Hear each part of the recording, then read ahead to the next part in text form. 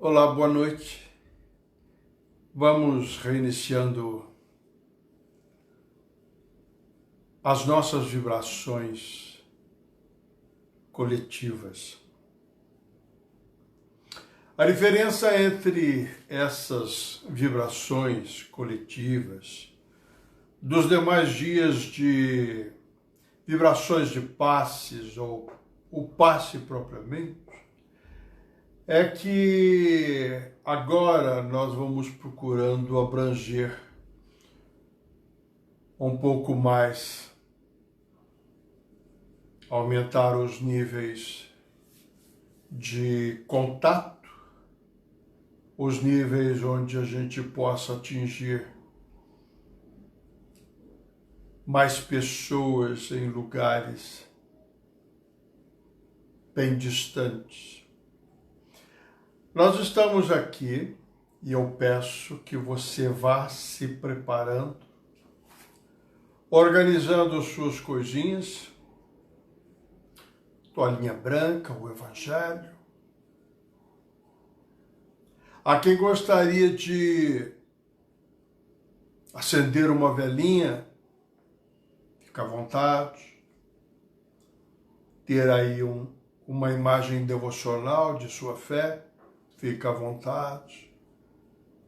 Recomendamos sempre o Evangelho segundo o Espiritismo pelas interpretações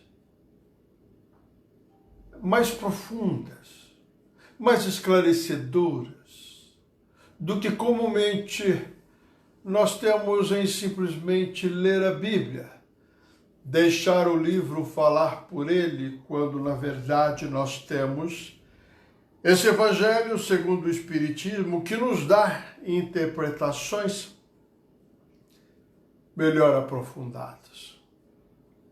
Eu digo melhor mesmo, porque não tem um conceito humano de se procurar fazer entender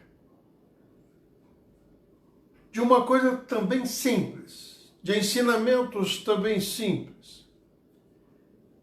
É que por ser uma interferência humana, há sempre o convencional e o convencionar os ensinamentos.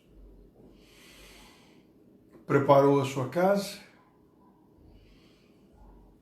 Vai respirando bem fundo. Ajeitou as coisas? Nós vamos iniciar essas vibrações coletivas com a nossa leitura do Evangelho. Peço a todos que me tolerem a leitura, onde nós vamos falar sobre o capítulo 25, no Olhai as aves dos céus. Não queirais entesourar para vós tesouros na terra, onde a ferrugem e a traça os consomem, e onde os ladrões os desenterram e roubam. Mas entesourais para vós tesouros nos céus, onde não os consome a ferrugem nem a traça, onde os ladrões não os desenterram nem roubam. Para onde está o tesouro, está aí também o vosso coração. Portanto vos digo, não andeis cuidadosos da vossa vida, que comereis, nem para com o vosso corpo que vestireis. Não é mais a alma do que a comida, e o corpo mais do que o vestido? Olhai para as aves dos céus, que não semeiam, não cegam, nem fazem provimentos nos celeiros. Contudo, vosso Pai Celestial as sustenta. Porventura sois muito mais do que elas? E qual de vós, discorrendo, pode acrescentar um covado à sua estatura? E por que andais vós solícitos pelo vestido? Considerai como crescem os lírios dos campos. Eles não trabalham, não fiam. Digo-vos mais que nem Salomão, em toda a sua grandeza e glória, se cobriu mais como um destes. Pois se ao feno do campo, que hoje é, o amanhã é lançado ao forno, Deus veste assim, quanto mais a vós, homens de pouca fé.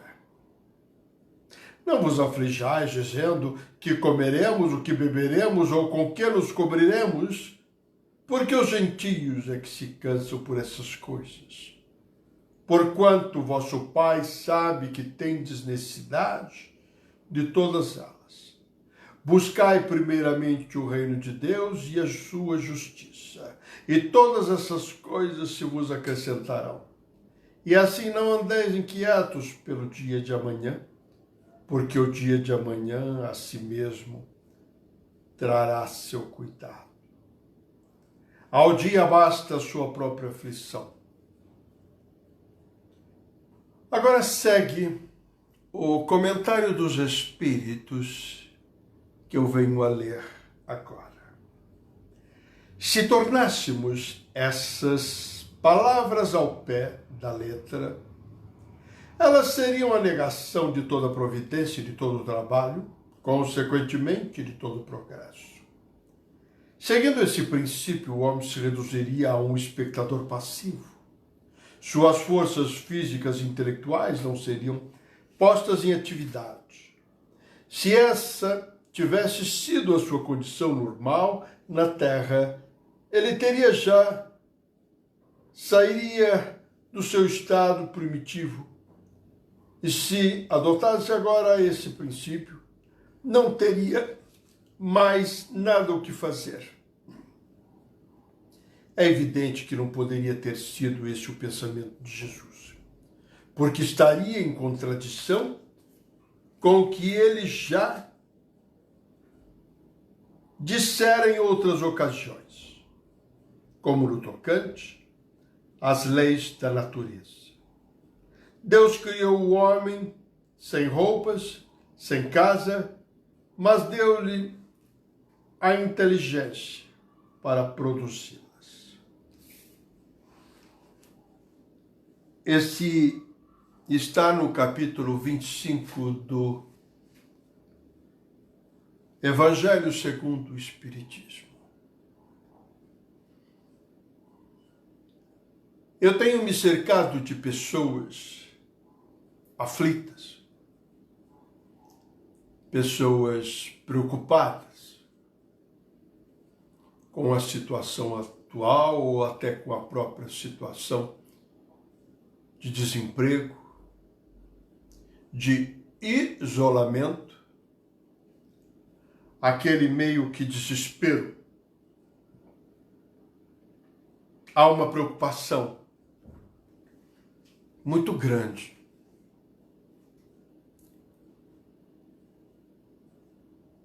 Com o mês, com a conta que está chegando,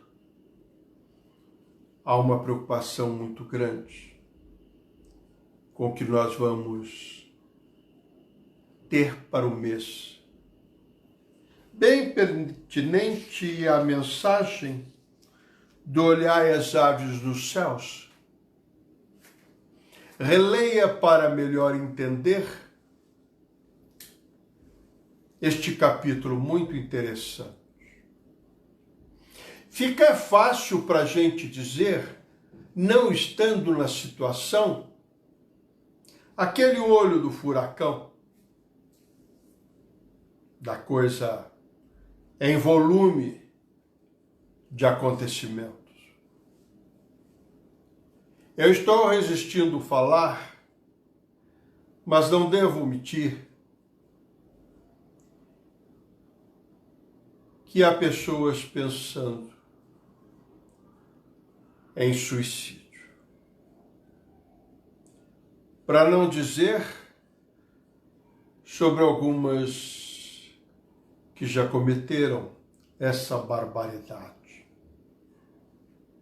O que você precisa é dessa vida que Deus lhe deu e somente Ele pode tirar. Você não sabe há quanto tempo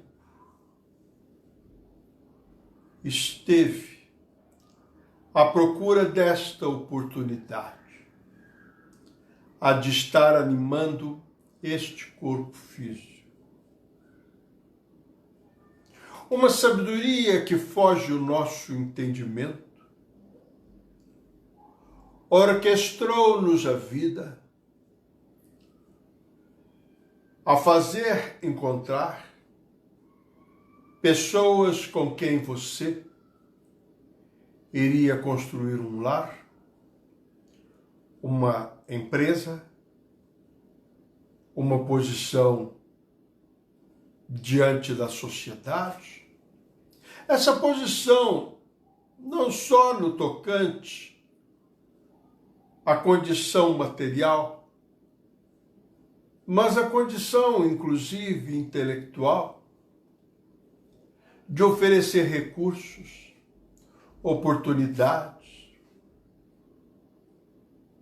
Talvez você possa estar aí se dizendo, nem para isto eu sirvo.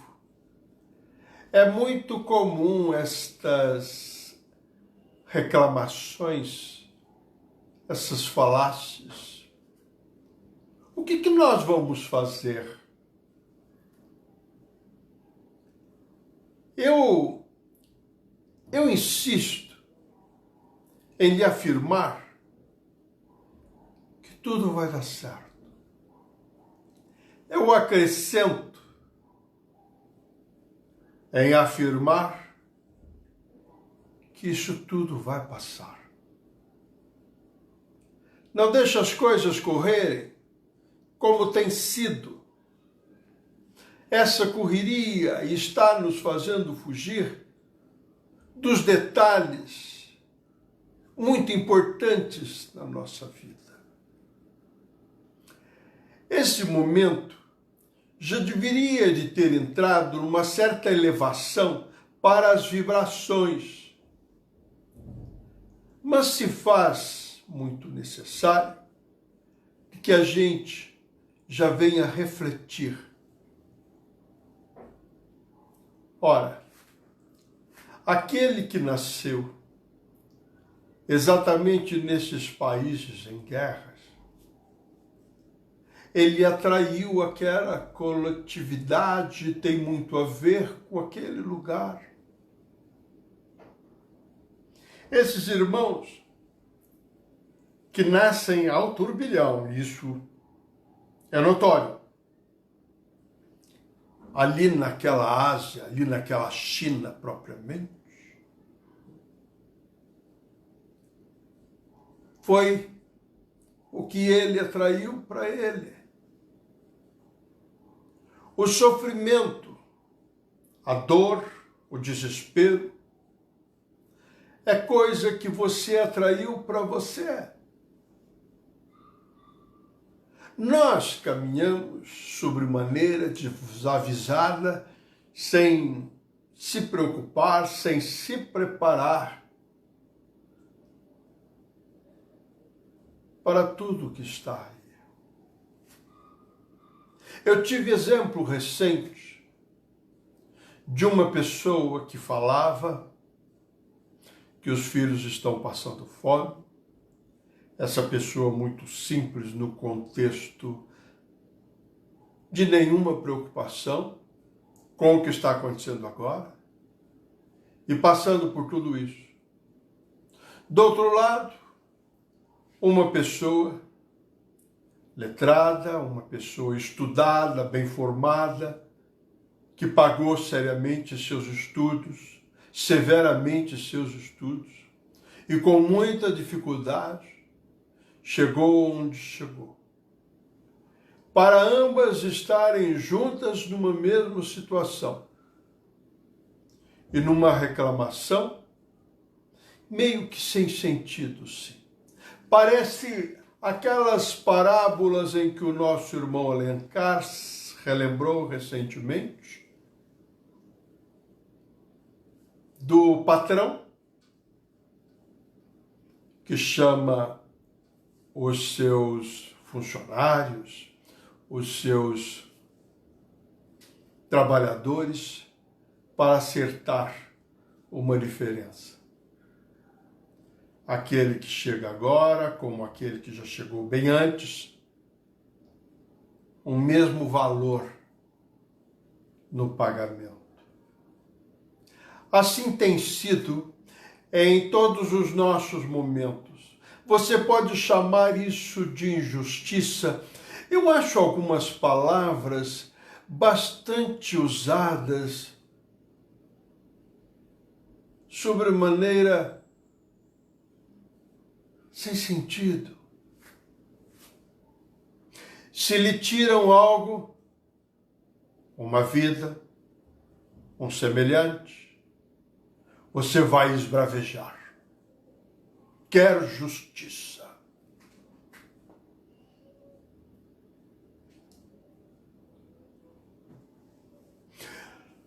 Nós estamos na condição de cobrar justiça.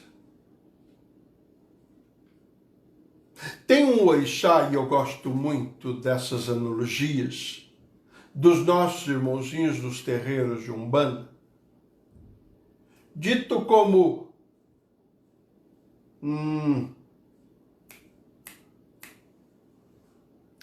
Xangô, a quem você deve pedir justiça. Olha aqui, Xangô, com o poder e natureza que tem, e você lhe pede justiça, uma vez que você não é tão justo assim, não cairia provavelmente essa justiça sobre você mesmo? Entendendo um pouco do orixá, peça a ele misericórdia. Cai de bom tamanho, não é? Misericórdia é o que precisamos, para que se use do bom senso, de justiça, de amor, de bondade. Ó Senhor Jesus, vibremos hoje ver. Vocês já viram japonês, me refiro à raça, pedir esmola por aí? Eu vi uma hoje, mas parece que aquilo não era pedir esmola, era um tipo de trabalho. Ela também não estava pedindo esmola, ela estava catando reciclados. Provavelmente, a natureza dela não é de ficar quieta, de ficar parada. E com o pouco que pega, um sustento que tenha, já está de bom tamanho. Eu não gosto de natureza, de vida assim, mas em algumas vezes a própria vida nos joga esta condição. E quase sempre você, tendo uma capacidade maior de fazer alguma coisa, de ser mais útil, sempre útil.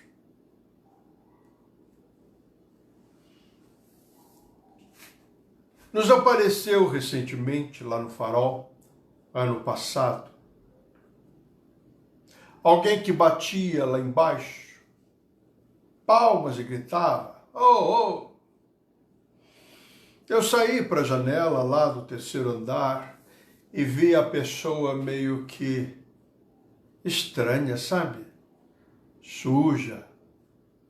E como a gente tem sempre alguma coisa para doar, descemos para ver o que estava acontecendo. Um moço, faltando parte dos dentes, sujo, pedindo um dinheiro.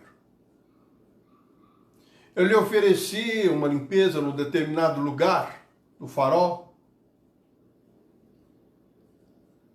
e daí lhe daria um dinheirinho. Mas ele estava que era só odor, estava fétido. Fiz com que ele entrasse, coloquei ele num chuveiro. Eu disse, olha, tira toda a sua roupa e toma seu banho aí. Depois você vai trabalhar. Tem aí sabão, sabonete. Eu dei para ele aquelas esponjas Scotch Brite. Quem é dona de casa sabe o que é isso. Dá para arear panelas. Eu pedi para ele, olha, essa parte grossa do Scotch Brite, passa no corpo. Passa nos vãos dos dedos. Deixa tudo limpinho. E fui lá no nosso bazar, tirei lá uma bermuda, um chinelo, uma camiseta, uma cueca. E ele vestiu. Peguei toda a roupa dele, que estava insuportável, e nós entrochamos e colocamos no lixo. Ao descer, eu tinha um martelinho de madeira, aquele de fazer massagem, e havia segurado. Sentei ele, quase que já estava acertando com ele uma coisa que ele não fez, mas eu estava mais para despachá-lo. Ele me vendo com aquele martelinho, ele falou, o senhor é juiz? Eu falei assim, não, porque você é um condenado? Eu falei assim, eu fui. Saí essa semana, peguei 8 anos. O que já justificava ele já estar daquele jeito. Perguntei a ele, mas o que você fez? Eu matei meu padrasto. Por que você fez isso? Ele batia na minha mãe. Eu não suportava ver aquilo. Imediatamente eu troquei de assunto. Falei assim, quando você levava uma vida normal, o que você queria fazer? Sonhava em fazer? Eu queria ser professor. Nossa, mas você viu que cometendo um erro desse, você...